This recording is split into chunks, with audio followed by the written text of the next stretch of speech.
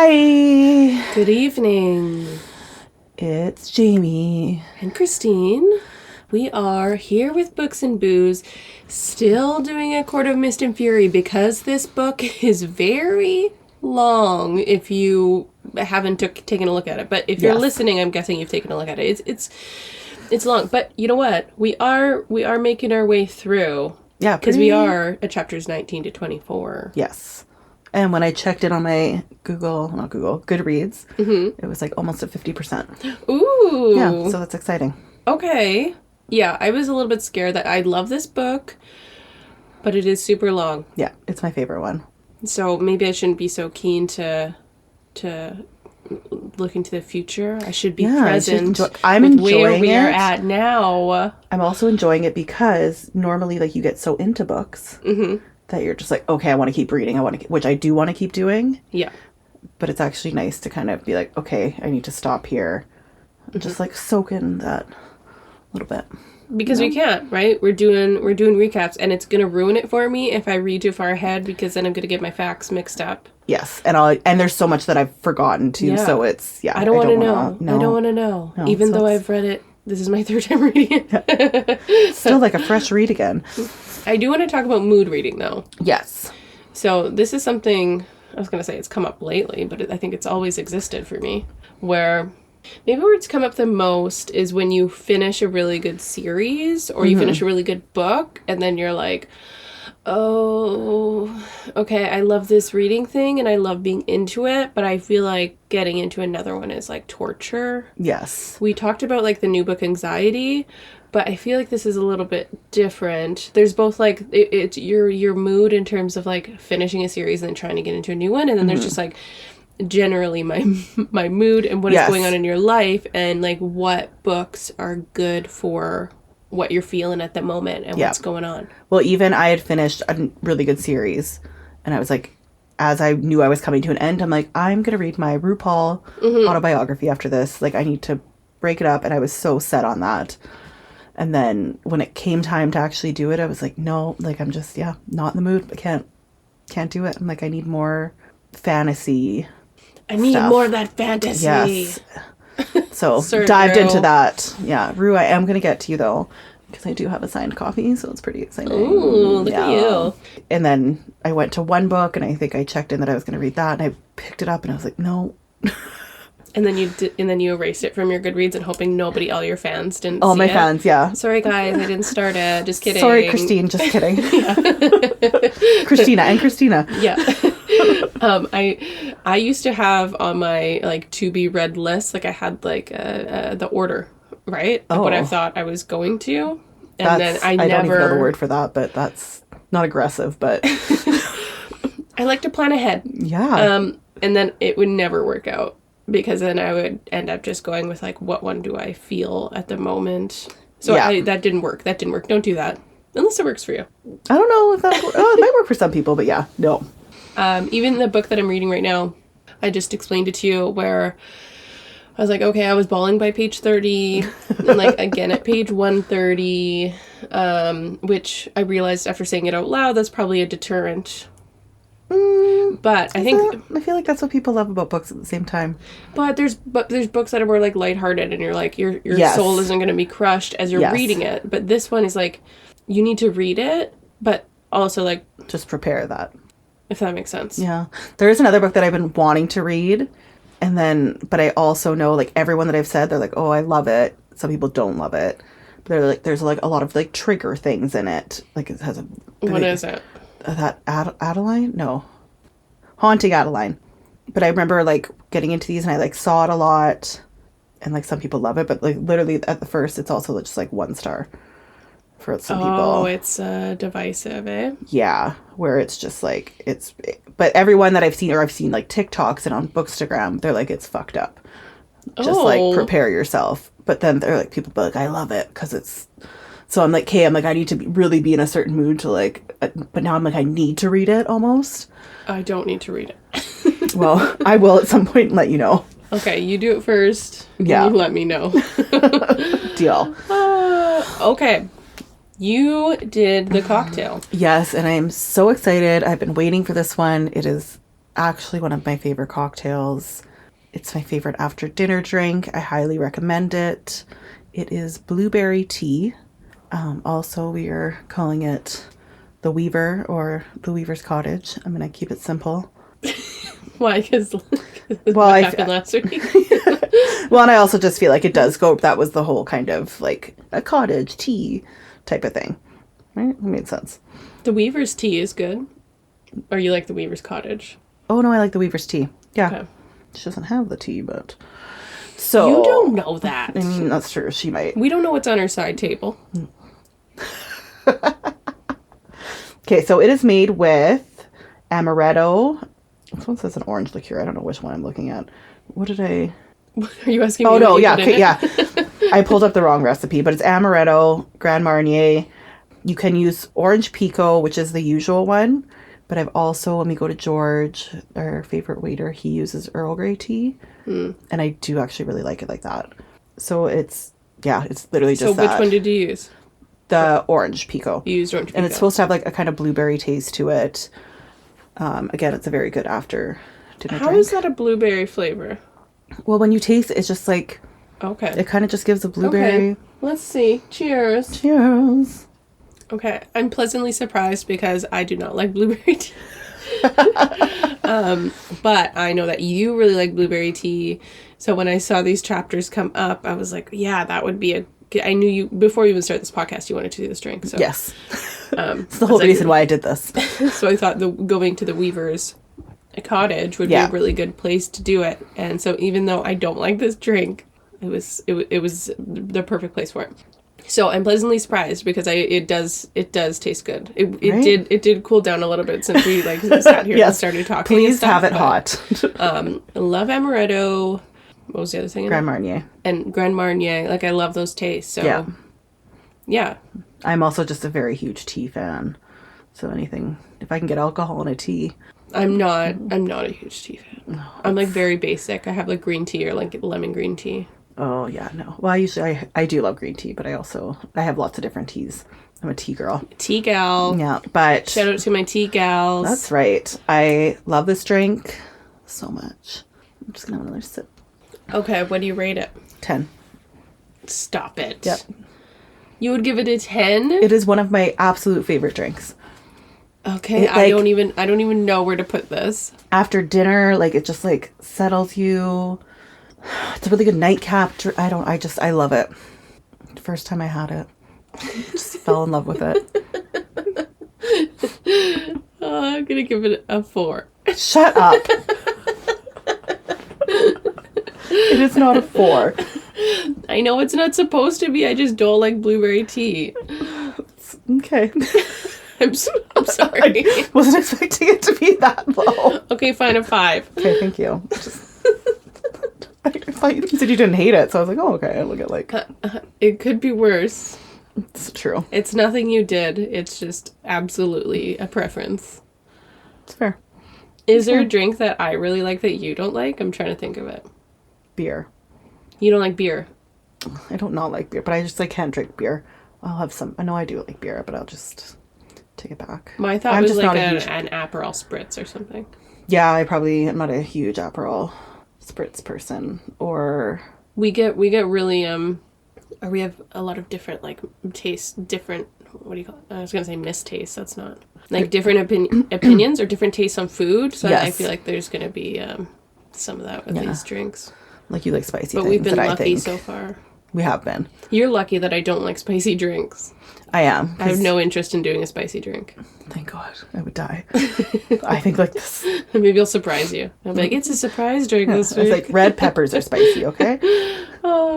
Okay, I'm still gonna have the tea though. Well, I hope so. All right, let's get into it. Yes.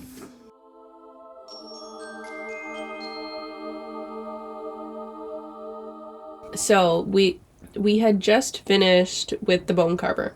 Mm-hmm. That was fun. So now in chapter 19, it's basically just Feyre and Rhys giving everyone else the rundown about what the bone carver said and then figuring out, okay, what are we going to do next here? I do also want to point out that when they first get back, Rhys says something to Cassian about, you guys are like two dogs or something that like Amran, and Cassian gave him a vulgar gesture. This is going with the liquid bowels thing, the amount that vulgar gesture is said. Yeah. You can also get stickers with vulgar gesture. Okay, I had wrote down that phrase in a different part of the book. So yeah, it does come up a lot. I'm like, why don't... Especially just in these next few chapters, I was like, it's a lot. Okay, is vulgar gesture giving the finger? I don't know. There is a part where it comes up again where I do have also questions about it. So we can do that then. But I was always assume, unless there's some secret. But I don't know. Vulgar gesture sounds better than giving the finger. Yes, I agree. Way more poetic. Well, they're all waiting for them. Mm-hmm. So they tell them all about what the bone carvers said. I almost said Azrael says, okay, I'll go talk to the summer court, see if, they'll talk to us about the book, so see if they can work with us, or at least, no, that's not what he says. He said he's going to speak to his contacts. Yes. To see if they know the location of the book. So I actually don't know if that means he's going to talk to like his spies and stuff, or he actually means his allies at the the summer court. They're people he trusts that he goes to for normal. But sometimes it's spies, like, right? Like we learn later that he has spies in the spring court. That doesn't mean that he's talking to friends of Tamlin. It just means he... That's true, yeah. Well, whatever it is, it doesn't matter. Rhys says no because he doesn't want to tip off the summer court with the information. They want to keep all this information real close to the chest because they don't want to tip off the King of Hybern either, right? No, if they're going to beat him, they have to... be a little bit more sneaky. Yeah, have some sort of element of surprise. Yes. So Rhys is thinking, or I guess the bone carver had said, like, you might be able to detect the book because you were remade from all these High Lords, and so whatever spells and things. So you have, like, a bit of each High Lord in you. Mm-hmm. That's what she said. But where the summer court High Lord hid it, she's going to be able to detect it maybe because she has a piece of him with her. That's what they're thinking. Their own personal detector. Mm-hmm. So Rhys thinks, let's test out this theory because we don't want to bring you to the summer court and it all goes awry, or, let's see if this theory from the bone carver is actually true. So he says, let's go see the Weaver. Everyone is not happy about that. No. I feel like Cassian gets real mad. Yeah, just everyone's upset about it. Sounds Mor scary. doesn't like it. They're no. like, well, why would you put her... Basically, what I got from that was, why would you put her in that danger for a test? But I guess the Weaver has a bunch of objects, things that she keeps in her house, and Rhys wants Feyre to go in the house and see if she can detect, the object that he wants her to get. Yes. See if she can do it. And the Weaver is an ancient, wicked creature. I forget who says that, but someone says you should find another way. Like, you don't have to do it this way. But Rhys doesn't care. No, he has a plan, like he does. And again, he does say it's always your choice. Yeah, and Feyre thinks that too. Like, he always makes everything her choice. Mm-hmm. She does end up saying yes, but she thinks... Rhys merely shrugged and looked at me to let me choose always. It was always my choice with him these days, yet he hadn't let me go back to the spring court during those 2 visits because he knew how badly I needed to get away from it. Like, she catches what I talked about in, I believe it was the last episode, where I'm like, he's not explaining why he's not breaking that bond and letting her go back when she's asking to, which doesn't really fit. So I see how she wouldn't fully trust him, but now she's cluing into, like, maybe he did that on purpose because he saw how much I was drowning, but she doesn't ask him. No, but you can see her kind of, like, starting to be like, oh, like, putting some stuff together, still questioning more. Right, she's gaining more evidence of him letting her have choice and freedom, so she's like, well, okay, maybe that wasn't, like, a totally bad intentioned thing that he was doing, possibly. Yes. And also, he didn't show up till 3 months after, when he could feel that she was like, get me out of here. Right, that's so true. He also says, hey, do you want, like, a new title? Remember when Tamlin wouldn't give you the title? He doesn't say that part. I'm just adding that in. But I do like right before that, because she says, the bone carver, the Weaver, can't you ever just call someone by a given name? Oh, yeah. fair point on her part. Yeah, I want a cool name. What would your name be? Oh, God. That's tough. I would be... the Capturer, because you take pictures. Ooh. I thought of the Creator, but then I was like, that's a bit, it's a bit dramatic. What would mine be? The soul finder. I was thinking like the observer. Okay, see, you're better at this, clearly. Yeah, way better. I will think not be I in like charge to of this. observe rather than talk, but I'm literally on a podcast where I talk so much. It doesn't make sense. If it's about certain topics, it's totally different.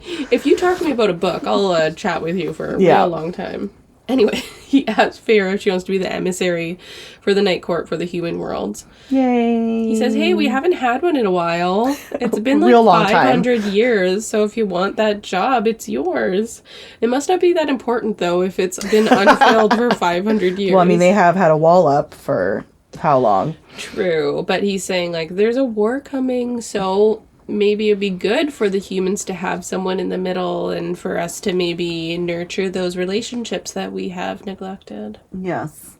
So they still need to meet with the human queens, because the human queens are the ones that have the other part of the book. So part of it is in some court, part of it is in the human realms, but they can't get that from the human queens because it has like a spell around it created by Fae so that people can't steal it. Like the book will disintegrate if they go grab it. So they need to build relationships with them and convince them that, hey, we need this and we, a war is coming. Let's get on the same side here, gals. So then they have to set up a neutral base. And they're like, Nesta will help us.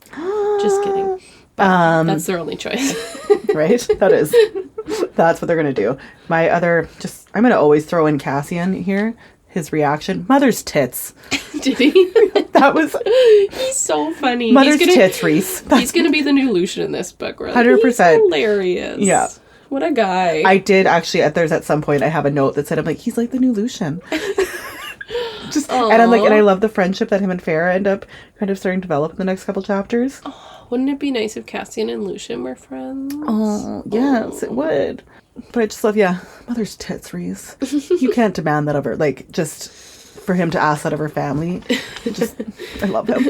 But yeah, that's the plan that they're going to have. Let's try and make Feyre's family home the place where we could possibly meet with the human queens. Yes. Feyre also figures out that, or I think she just thinks it. Oh no, she ends up saying it to Reese, but the reason that he wanted her to learn how to read was so she could eventually read this book. Yeah. Because she needs to read the book when they finally get it together. She needs to be the one to do it, to nullify the cauldron. And she's like, okay, was this the purpose? And he's like, well, it's probably good for you to learn to read. He does say that. Yes, but this was part of it. And I did tell you that I had my reasonings behind things. Yeah, but she wasn't on his side at that point, so... Yeah, so I obviously can't really say that. So then it's, unless you have anything else to say, it's the next morning where...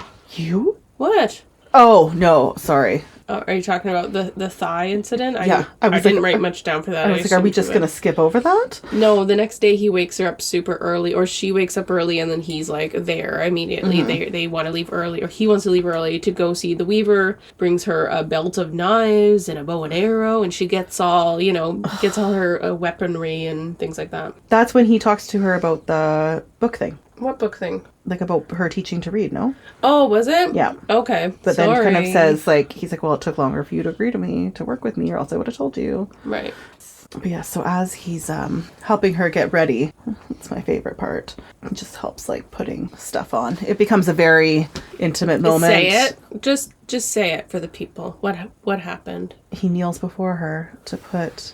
She gets aroused. Oh, that's what I'm saying. Yes, yeah, that's what you're trying to get at. Oh, yeah. It's a great moment. I don't know. She doesn't say that explicitly, but like that's the vibes. Well, and just how like it's being described, like how he liked, like it's I don't mind this. Right, and then at the end of that, do we even say what it was? He's helping her. Oh yeah, what's what they're actually doing? Her like what do you call her it? Her fighting leathers, and then he has like a knife. Thigh straps for like the knives. Yes. Yeah, and it's on. So he's assisting her in doing that and kneeling before her. Yes, but she does. He says something, and she tells him to go to hell. So I just had big... Oh, okay, good. And good, you caught that. Yeah, and in big letters I wrote, go to hell is back. Still there. And so at the very ending of just, he says, you are my salvation, Farrah. I'm like, ugh. Reese, stop it. He does explain to her too, like, you don't make a sound while at the Weaver's house. He's giving her instructions. Right, there was important things that happened. You got distracted. Absolutely. So don't make a sound at her house. Only touch the object that I'm looking for you to find. And that the Weaver is blind, but her other senses are really powerful, so be really careful. What's with all the blind things? Why, who else is blind? The worm. Okay, 2 people are blind. That's not... And 1 is not a person. Well, just like... things that she comes up Can you against. believe that? The worm and the Weaver. The odds. 2 of a kind. He says that he can't grab the item himself because the Weaver would know him, like detect that he was a High Lord, where he was from, and he's not allowed to interfere. So none of the High Lords are allowed to interfere with that territory, where it falls on the map. It's sort of like the people that live in that territory are like, it's kind of like the, what do you call it? I don't know. Switzerland. No? Sure, but Switzerland is filled with a bunch of creatures that you don't want to live with. There's like swamps and there's I take that back. Switzerland. Creatures, there's not like a cute little town set up in this territory. But because Feyre has been remade by all the High Lords, that she doesn't technically belong to any court, so that's why she might be a little bit less detectable. Yes. And they probably won't get in trouble. I was way more focused on the bowing before her, because I do also like that she said him bowing before, and how he had made like Tamlin bow before him, and now he was bowing before her. Ooh. Right? Spicy. Now I'm in power. That's right. So they have a chat before they go. She actually goes into the Weaver's house. They've like, yes.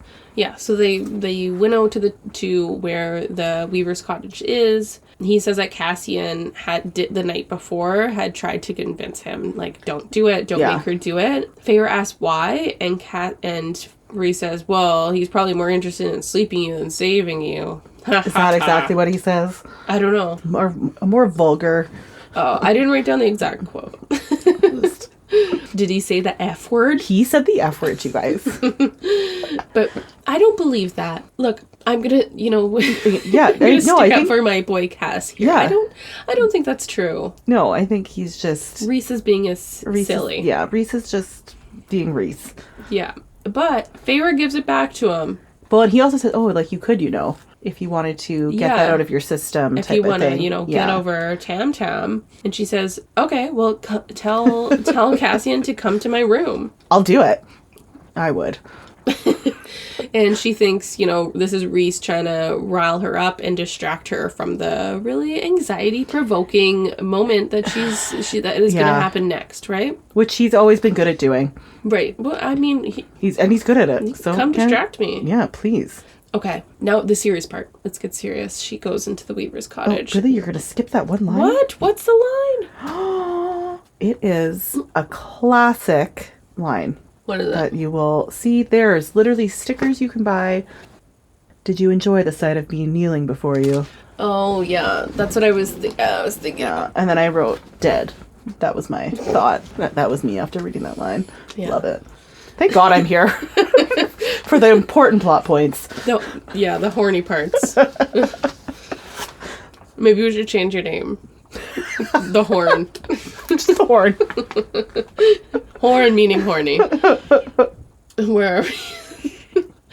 So she goes to Weaver Cottage, and I do imagine it a bit like Hansel and Gretel. Same.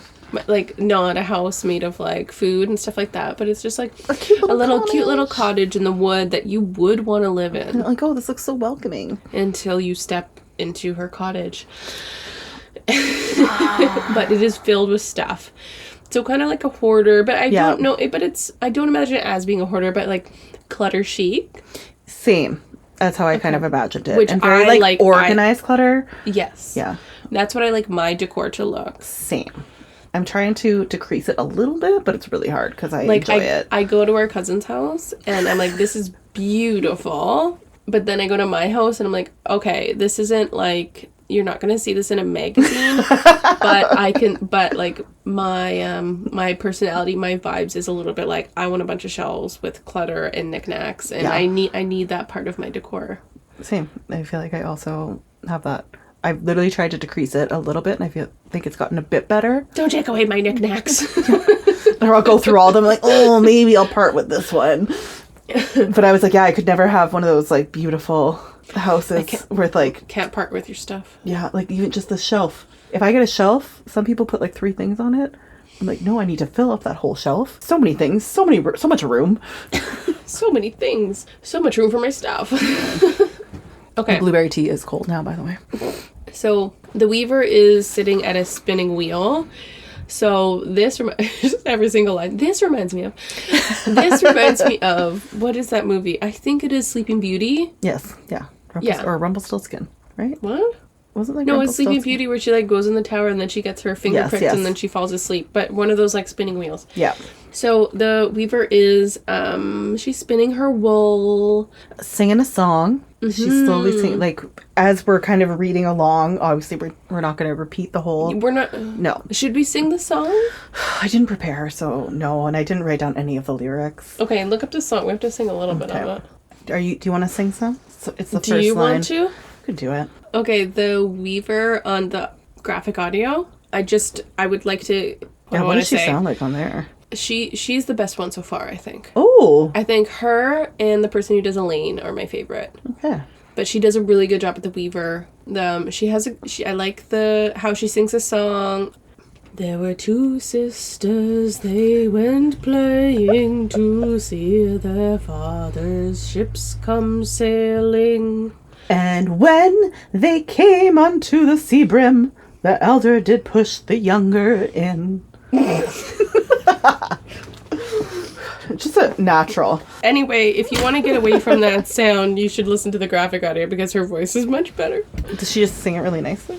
It's yeah, she's not going to like get a recording deal, but she like a little lullaby. Nice. It's nice. Yeah. Mm-hmm.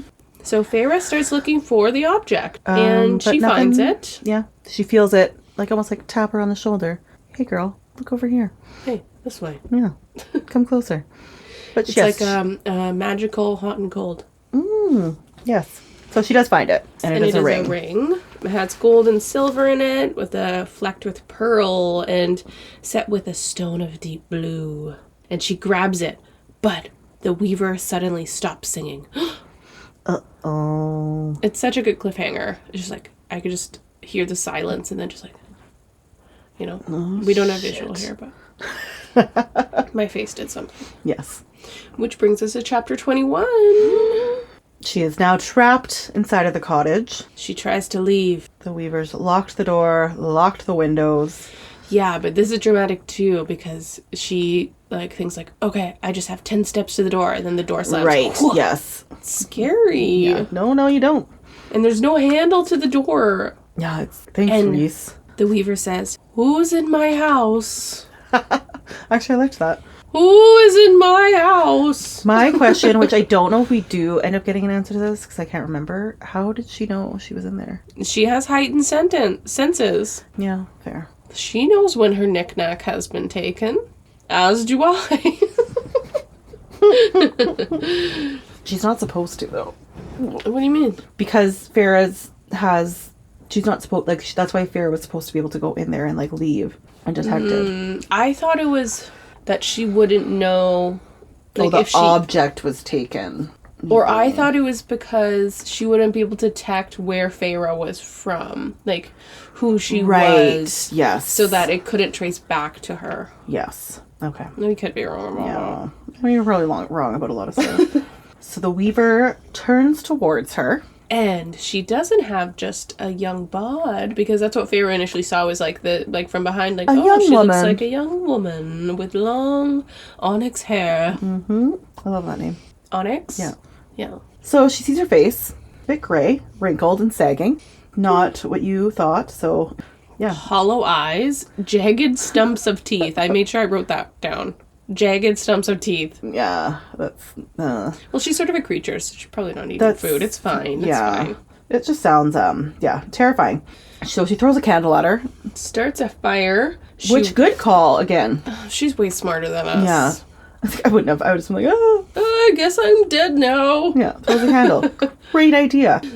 She runs to the fireplace and begins to climb up it, but she's really struggling because she can't get to the top. And then she realizes just how weak she is, and then she starts to get in her head and realizes how weak she let Tamlin get her. She's like realizing how weak her body is, right? And even though she's in like a stronger body at this Right. point, but still how weak she is. Well, if you're just relaxing all the time, having baths and floating Painting, through the garden, planning parties. Yeah, you don't need to punch someone out, Yeah. right?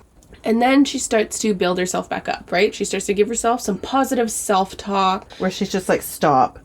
Like, Yeah. repeatedly she does say that to herself. And you know what? That is a dialectal behavior therapy tool. To yell at yourself, stop? No, but it's like an acronym. Stop. Oh. Don't ask me to tell you what the acronym Oh, that's what I was waiting for. It's like, and? I don't remember, but that's what it reminded me of, you know, when Oh. you're like really upset. And it's like the stop tool. Oh, But I know it's not helpful when I can't actually remember what it means. I know, like, if I'm being, like, really negative about myself or thinking negative thoughts, I will literally stop. Yeah, I think the need to O is like stop. observe. Okay, what is going on? It's Yeah. like, you know what? The stop tool it's basically just like take a beat. Yeah. Take a beat. Take a deep breath. What do I need to do here? What are my Yes. options? I need to settle myself. So that's what she does. That's what the stop is doing for her. Okay, And she does you it. can do this. You are strong. Oh, she starts using her strength, breaking bricks, and she throws one at the weaver's face. And she's like, ah! Yes. But the fireplace is sticky with fat. Like, what? Do we know all of this at this point? It's like human remains. Well, she does figure out that it's fat, and that once she gets on the roof, that it's human hair. Yeah. Because when we go up to the house, it says it's a thatched roof. I don't know if that's how you say it. Thatched roof, which is normally like straw or something. But yeah, we find out it's hair and then fat.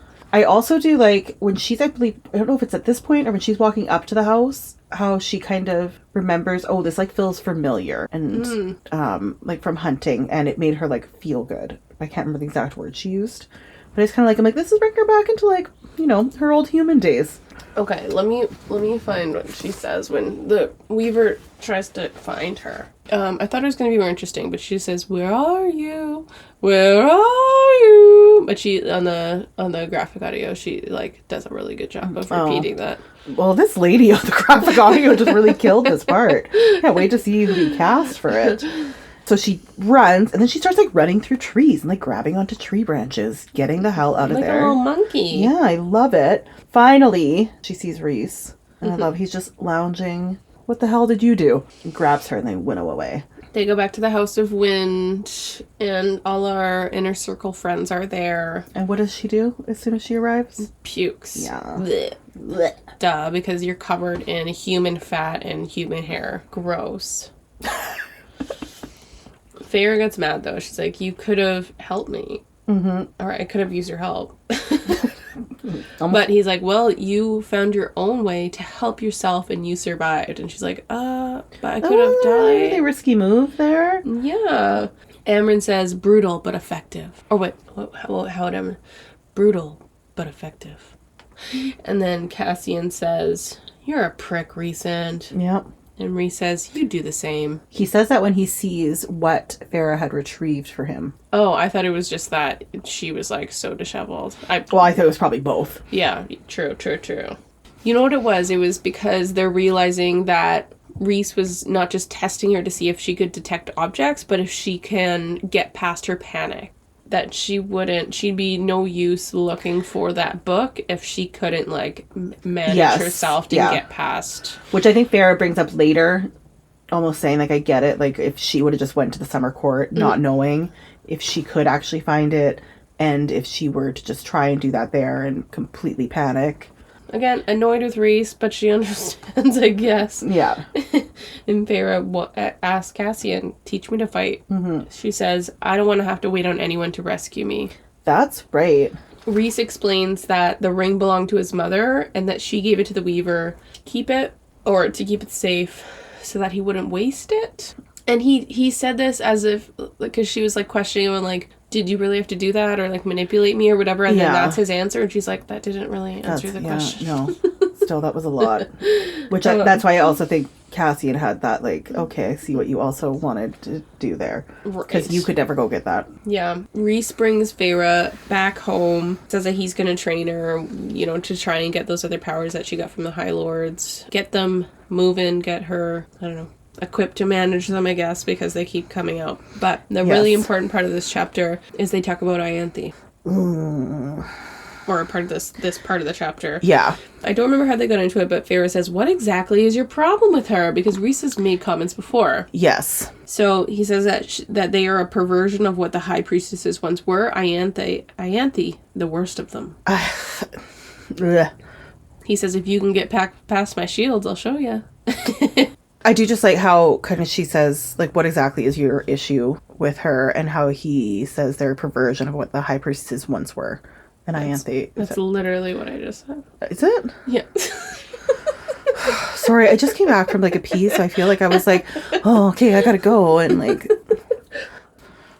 he lets her into his mind and shows her a memory of Ianthe. yeah. So Ianthe is naked on his bed in the Court of Nightmares.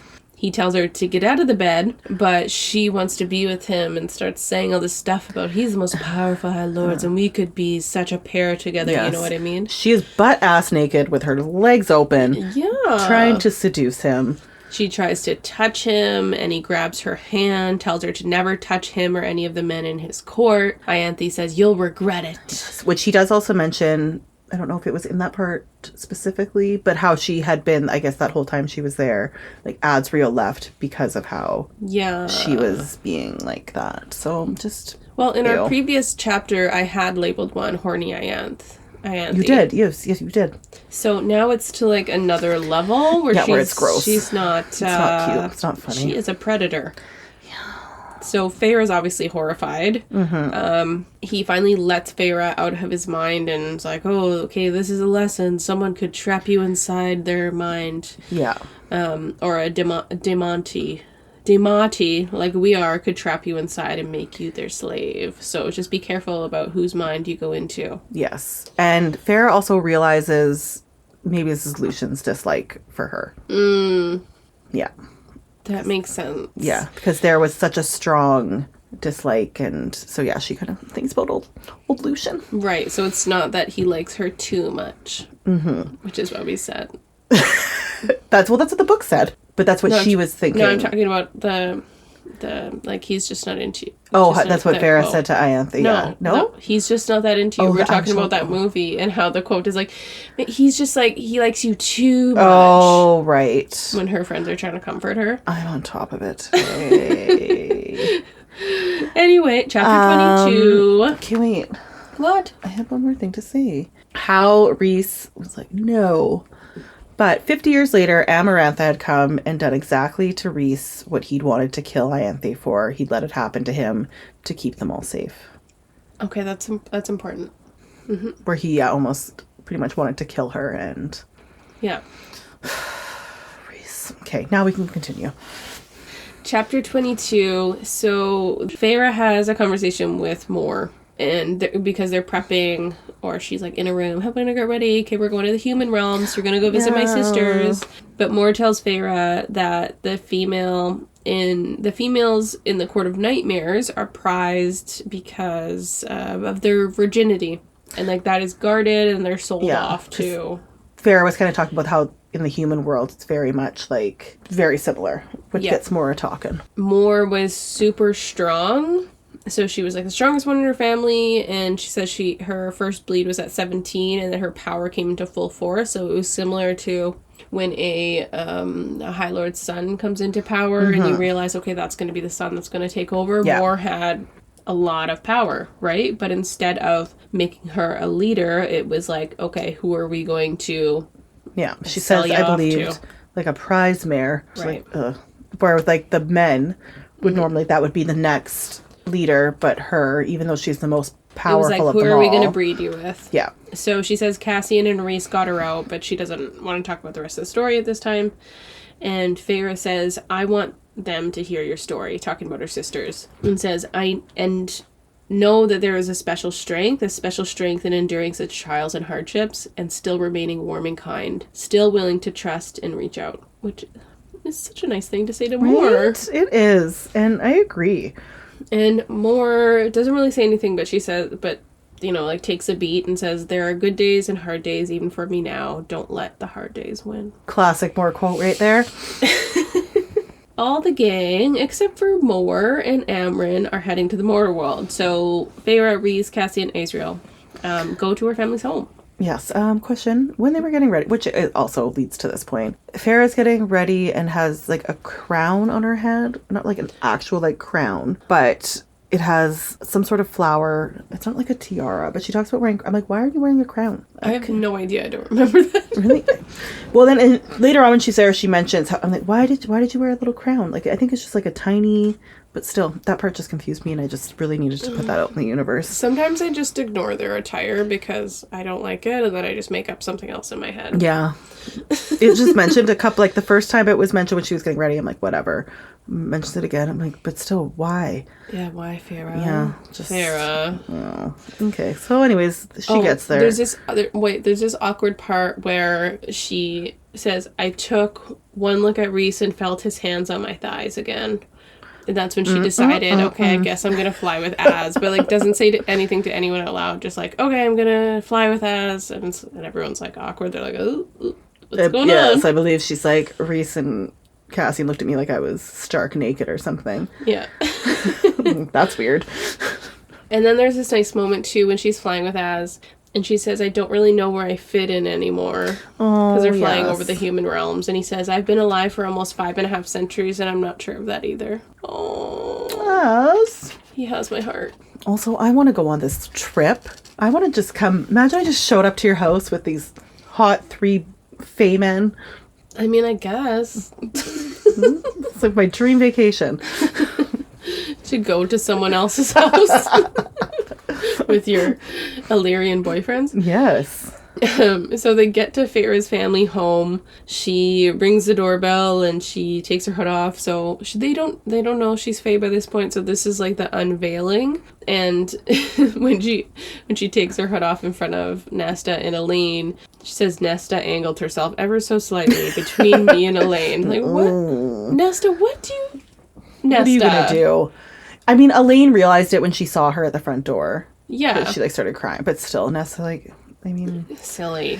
This also, I was re-listening to this whole, I feel like, next bit in the car today when I was driving around. And it just made me so angry how it's so much, why is Elaine treated like a 5-year-old so much? She's older than Feyre. Yes.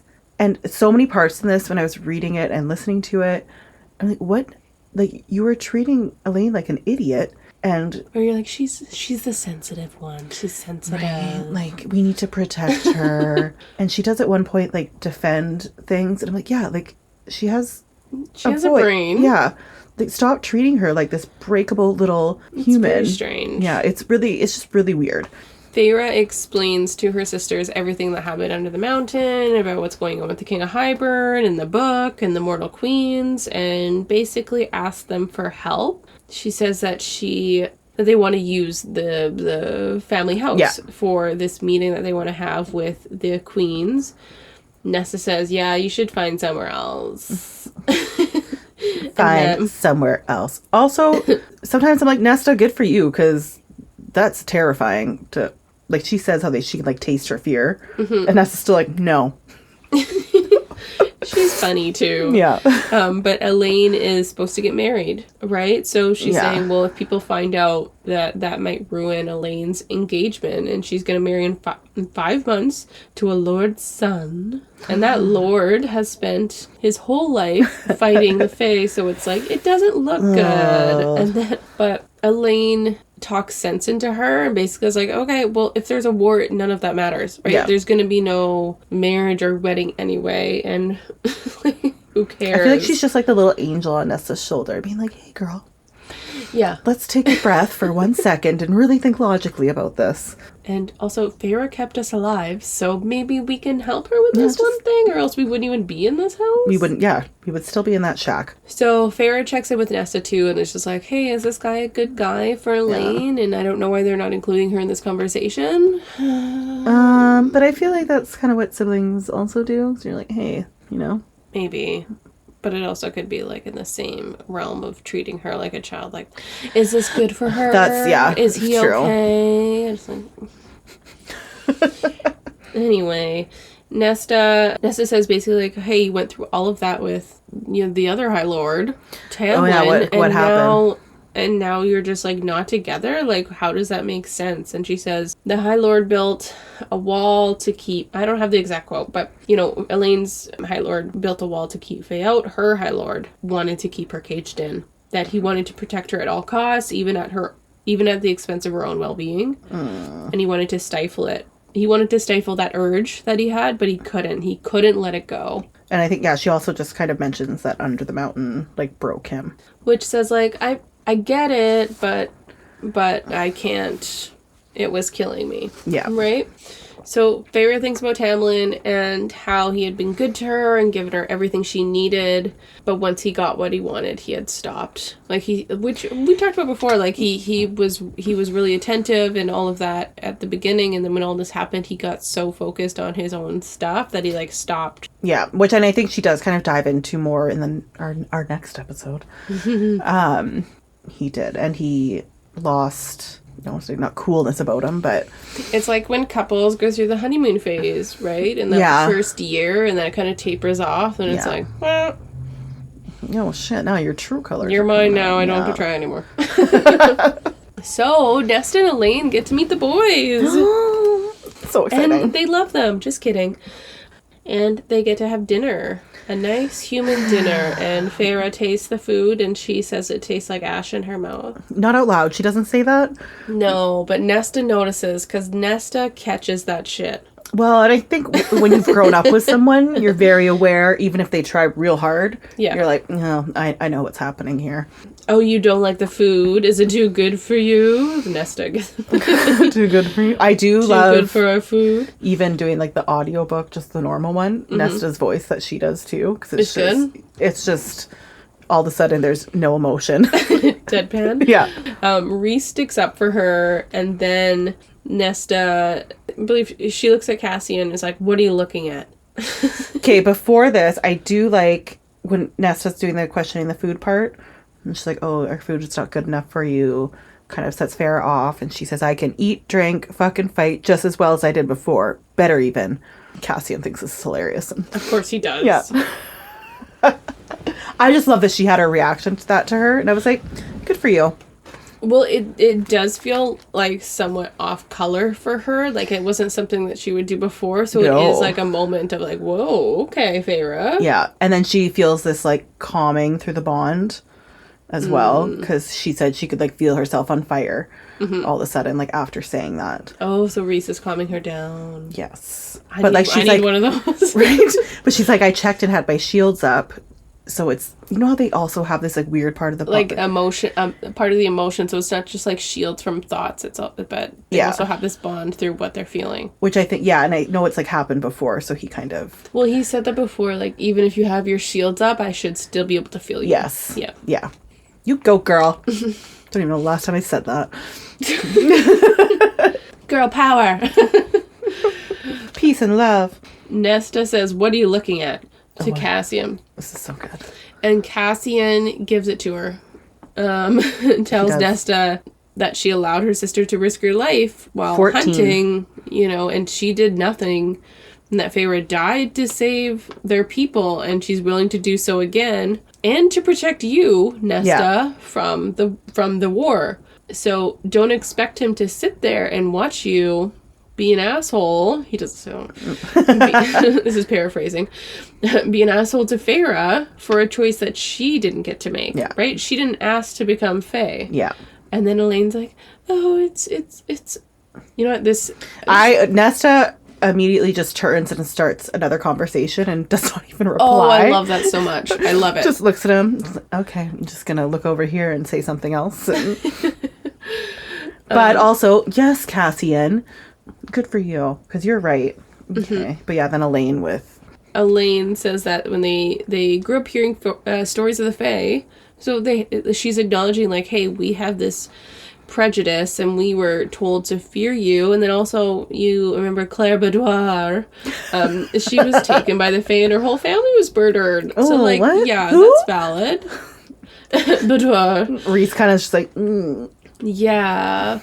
And Elaine says, as for Feyre's hunting during those years, it was not Nesta's neglect alone that is to blame. We were scared and had received no training, and everything had been taken, and we failed her, both of us.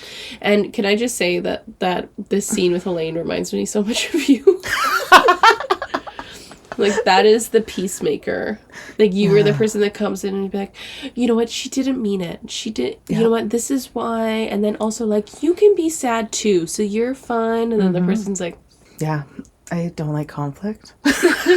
everyone's fine here. Let's look at all sides of the picture. Yeah. Yeah, there's a view to every part. We all love each other. But you know what? Yes, it worked. 100%. It did work, though. For Elaine or for me? For Elaine. Maybe sometimes you, I'm not sure. It might work for me sometimes. But they plan to send a letter to the queens, so they have to spend the night there. And Feyre and Rhys have to share a room. I think part of this bedtime conversation, she notes how Az looks at Mor, or, you know, that Mor defends him a lot, and it's just like, she's just wants to talk about their relationship, and it's being a little bit of a goss. Like, just the conversation her and Rhys are having? Because he's like, oh, your sisters are, he doesn't say this, but, like, your sisters are a little bit dramatic, and she's like, well, your group is dramatic too. Yes, what about, okay. like, the... Yeah. As in Mor's situation, and he's basically like, yeah, don't get into that, don't stick your nose in that. He says, like, I kind of... Yeah, I'd which leave it he alone. says to, I noticed he says to a lot of stuff where he's just like, yeah, I don't pry. Like, he says that about, like, Az's past, or to, like, other things, like, yeah, I just don't ask. Or Amryn, he says that about. And, yes, and now, because he said that so many times, I'm kind of like, well, maybe you should. You should ask more questions. Right? Yeah. Oh, well, they never brought it up. Well, maybe. At one point, it says about Amber, like, oh, it'd be rude to ask. It's like, what if you have a relationship? Yeah. Anyway, let's just add that to the list of Rhys's things he needs to talk to someone about. But yes, he does say, I didn't think I could get through dinner, which during dinner, I think Fair kind of noted he kind of just realizes that he didn't think it would have such an effect on him being around her sisters and not being able to forgive them for how they treated her. And how young she was. She was like the Cassian youngest. said, 14. She was the youngest sister, remember? And how they let you do that for years. And even like what Elaine said, like she was acknowledging that, yes, we failed or whatever, but there was still all those years you let her do that. Mm-hmm. So I totally understand his feeling with that and kind of saying it'll take me a long time to really like not want to pretty much bite their heads off. So Rhys tells her that she has a salary. So that's one thing to note. Feyre's gonna get paid. That's right, because she deserves it. The other thing is Rhys asked her birthday, which, okay, really fucked up thing I just noticed is that Tamlin didn't ask her birthday. Because remember, she, like, when Solstice passed and she didn't say anything that it was her birthday, and then it made me think, like, so Tamlin has never asked your birthday and you guys are getting married? And it's been, at some point in the next few chapters, it is mentioned that it's been a year. Or so, because with winter, everything. So it's pretty much been almost a year. Mm-hmm. Yeah, and all that time, he never thought to ask that. Well, and I feel like you asked her to marry you and you don't know her birthday. Yeah. What? That's weird. I feel, and that's such like an easy question to be like, oh, we're lying in bed. Hey, what's your birthday? Yeah. Just like how Reese just, right? That's just a thing you want to know about someone. Yeah. And then she says this like sad part about how her mom tried to do her birthday on a different day as to not do it on winter solstice because there's all these other celebrations. Then she just kind of forgot because there was more important parties. Yeah. Ooh. I would be pissed. But at the end of this chapter, there's a part that I really like because she says it's honestly, it's a shame we can't stay longer if only to see who will be left standing. Nesta or Cassian. Or Rhys says this, sorry. Yeah. And Feyre says, my money's on Nesta. And then she thinks it's a reminder that he once bet on me, had been the only one under the mountain who had put money on me defeating the Midgard worm. Aww. I guess I was trying to think of like what she meant by that, by thinking that, and maybe it's just, I don't know, like not underestimating like women, or like not underestimating like women who are like really strong-willed. And it makes me think like maybe Rhys, and I think we've gotten this vibe with like his mom and his sister were like really powerful forces, not necessarily in like, I think he like very much like magic, but like respects like, okay, I can see Nesta's power just in her words. Like, yeah, she could. And I respect women hold her just as much own. as men, and that men or women just as much power or more yeah. than like the men, like how Moore does. Well, even Feyre, just as a human fighting the Midgard Yes. worm, like, he did not underestimate her. Yeah. All right, well, that is that. Let's get to the next part.